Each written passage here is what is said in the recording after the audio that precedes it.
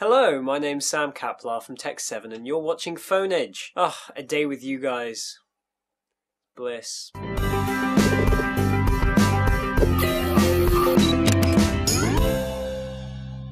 So I'm going to go straight into the news today and tell you about Dialog Semiconverter's chip, which can change 2D to 3D. Now, straight off the bat, this sounds pretty cool. I'm not too much of a fan of 3D, however, on tablets and phones, it could be implemented pretty well. But what if I was to say the word parallax barrier? If you're not familiar with what a parallax barrier is, it's a type of screen, or at least a screen on top of a screen. Basically, in short, with this type of screen on top of another screen, you can view 2D things in 3D. However, there is a massive downside with this. I call it massive. It's not really massive, it's just kind of a bit annoying. You have to be looking at the parallax barrier screen at a very distinct angle for it to work. Considering that this will most likely be implemented on phones and tablets, I'd imagine that the angle chosen would be straight. So take my tablet, for example. If I was looking at it straight ahead, it would look like this. However, if I'm maybe showing a friend something, I could be showing them at an angle. However, if it was a parallax barrier screen,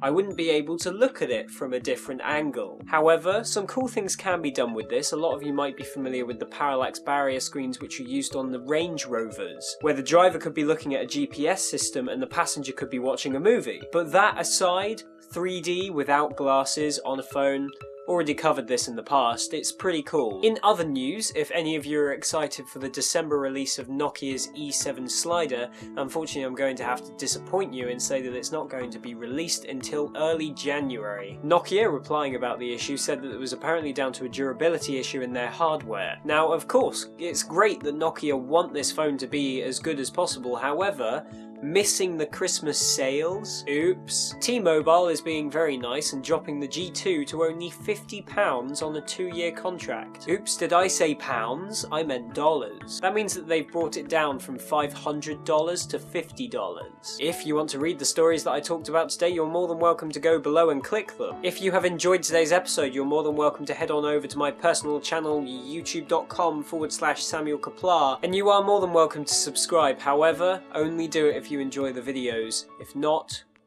then don't do it. I'm not going to tell you to subscribe. I'm going to go and continue powering through the second season of House. I've never seen it before, so I'm going to go through every single episode until I get to the latest series.